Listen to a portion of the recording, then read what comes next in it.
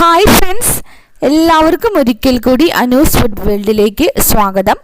ഞാൻ ഇന്ന് മുളക് വെച്ചിട്ടൊരു കറിയാണ് തയ്യാറാക്കി കാണിക്കുന്നത് കേട്ടോ. അപ്പം നമ്മൾ ചില ദിവസങ്ങളെല്ലാം കറി ഉണ്ടാക്കി കഴിഞ്ഞാൽ ഒന്ന് തോന്നാറില്ലേ, ഇന്ന് ഉണ്ടാക്കിയ കറികൾക്കൊന്നും ടേസ്റ്റ് ഇല്ല എന്നൊക്കെ. അങ്ങനെയൊക്കെ ഉള്ളൊരു ദിവസം നമുക്ക് തയ്യാറാക്കാൻ പറ്റിയ നല്ലൊരു കറിയാണ്. ഈ ഒറ്റ കറി മതി, നമുക്ക് വേറെ കറികളുടെ കാര്യം ഒന്നും വേണ്ട. നമുക്ക് ചോറ് തിന്നാൻ വേണ്ടിയിട്ട് നല്ലൊരു മുളക് പുളിങ്കറിയാണ്.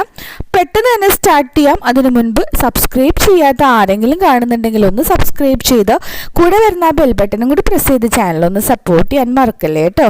ഓക്കെ, നമുക്ക് സ്റ്റാർട്ട് ചെയ്യാം. അപ്പോൾ നമ്മുടെ മുളക് കറിക്ക് വേണ്ടിയിട്ട് ഞാനൊരു 7-8 ഇതുപോലെയുള്ള തൊണ്ടൻ മുളക് എടുത്തിരിക്കുന്നത്. തൊണ്ടൻ മുളക് വേണമെന്നൊന്നുമില്ല, പച്ചമുളക് കൊണ്ടുള്ള നീളത്തിലുള്ള അതായാലും മതി. നമുക്ക് ഇതുപോലെ മുകൾ ഭാഗം ഒന്ന് നീളത്തിൽ കീറി വെക്കണം. ഈ മസാലയൊക്കെ ഒന്ന് ഇതിൽ മുളകിൽ പിടിക്കാൻ വേണ്ടിയിട്ടാണ് കേട്ടോ. അപ്പം ഞാൻ ഒരു 8 എണ്ണം എടുത്തിട്ടുണ്ട്. ഇനി നമുക്ക് വേണ്ടത് പുളിയാണ്. പുളി കൂടി പോകരുത്. ചെറിയ ഉള്ളിയുടെയൊക്കെ ഒരു വലിപ്പത്തിലുള്ള പുളി എടുത്തിരിക്കുന്നത്. കുറച്ച് വെള്ളത്തിലൊന്ന് കുതിർത്ത് വെച്ചിട്ടുണ്ട്. ഇനി പൊടികളായിട്ട് നമുക്ക് വേണ്ടത് 1 ടേബിൾ സ്പൂൺ മുളക് പൊടി വേണം. അതുപോലെ തന്നെ ഒരു 1/2 ടീസ്പൂൺ മല്ലിപ്പൊടി, 1/4 ടീസ്പൂൺ മഞ്ഞൾപ്പൊടി, 1/4 ടീസ്പൂൺ ഉലുവാപ്പൊടി വേണം. പിന്നെ ഒരു ചെറിയ കഷ്ണം കായം വേണം. പിന്നെ നമുക്ക് കറിവേപ്പിൻ്റെ ഇല, വെളിച്ചെണ്ണ, അങ്ങനെയുള്ള കാര്യങ്ങൾ കേട്ടോ. അപ്പോൾ നമുക്ക് സ്റ്റാർട്ട് ചെയ്യാം. ഞാനൊരു ചീനച്ചട്ടി ചൂടാവാൻ വെച്ചിരുന്നു. അതൊന്ന് ചൂടായപ്പം കുറച്ച് വെളിച്ചെണ്ണ ഒഴിച്ചു കൊടുക്കുന്നുണ്ട്. അപ്പോൾ ഇത് വെളിച്ചെണ്ണയിലാണ് തയ്യാറാക്കേണ്ടത്. അപ്പോൾ വെളിച്ചെണ്ണ നന്നായിട്ടൊന്ന് ചൂടായി വന്നിട്ടുണ്ട്. അപ്പം ഞാനിതിലേക്ക് നമ്മുടെ മുളകുണ്ടല്ലോ, മുകൾ ഭാഗം കീറി വെച്ചിട്ടുള്ള മുളക് അതിട്ട് കൊടുക്കുകയാണ്. അതിന് ശേഷം നന്നായിട്ടൊന്ന് ഇളക്കി കൊടുക്കുക. അതൊന്ന് വാടി വരുന്നത് വരെ നമുക്ക് ഈ വെളിച്ചെണ്ണയിലിട്ടൊന്ന് വാട്ടിയെടുക്കുക കേട്ടോ.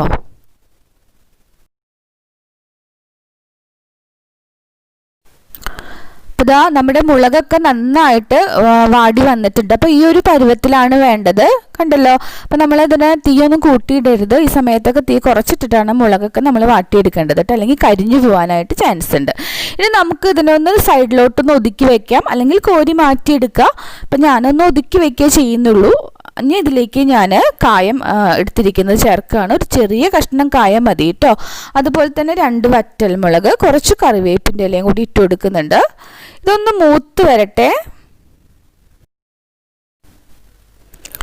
ഇനി നമുക്കിതിലേക്ക് പൊടികൾ ചേർത്ത് കൊടുക്കാം. 1 ടേബിൾ സ്പൂൺ മുളക് പൊടി, 1/2 ടീസ്പൂണോളം മല്ലിപ്പൊടി, 1/4 ടീസ്പൂൺ മഞ്ഞൾപ്പൊടി, അതുപോലെ തന്നെ 1/4 ടീസ്പൂൺ ഉലുവാപ്പൊടിയും കൂടി ചേർത്തിട്ടുണ്ട്.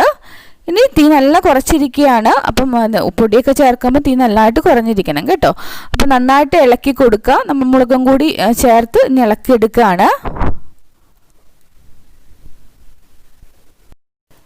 ഇനി നമുക്ക് പുളി പിഴിഞ്ഞ് ചേർത്ത് കൊടുക്കാം. ഇപ്പം നമ്മളിതിലേക്ക് ഉപ്പ് ചേർത്തിട്ടില്ല, ആവശ്യത്തിനുള്ള ഉപ്പ് ചേർത്ത് കൊടുക്കാം.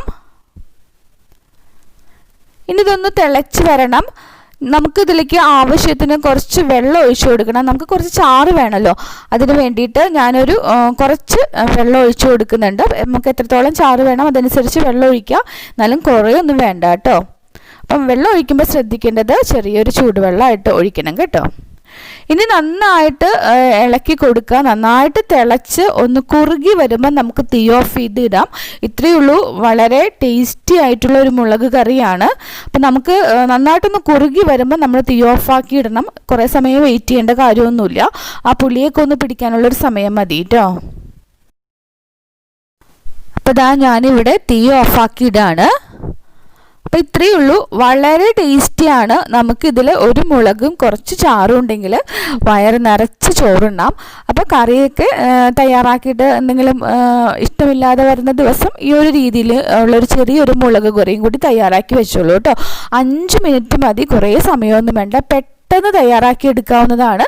അതുപോലെ തന്നെ വളരെ ടേസ്റ്റി ആയിട്ടുള്ള ഒരു ഐറ്റമാണ്. അപ്പോൾ എല്ലാവരും തയ്യാറാക്കി നോക്കുക. ഇഷ്ടപ്പെട്ടാൽ ലൈക്ക് ചെയ്യണം, ഷെയർ ചെയ്യണം. അതുപോലെ തന്നെ നിങ്ങളുടെ അഭിപ്രായങ്ങളെല്ലാം തന്നെ കമൻറ്റ് ബോക്സിലൂടെ പങ്കുവയ്ക്കണം കേട്ടോ. അപ്പോൾ ഒന്നും കൂടി പറയാണ്, സബ്സ്ക്രൈബ് ചെയ്യാത്ത ആരെങ്കിലും കാണുന്നുണ്ടെങ്കിൽ ഒന്ന് സബ്സ്ക്രൈബ് ചെയ്ത് കൂടെ വരുന്ന ബെൽ ബട്ടണും കൂടി പ്രസ് ചെയ്ത് ചാനലൊന്ന് സപ്പോർട്ട് ചെയ്യാൻ വിട്ടുപോവല്ലേ. ഓക്കെ, അടുത്ത ദിവസം നല്ല റെസിപ്പിയുമായി ഞാൻ വേഗം വരാം. താങ്ക്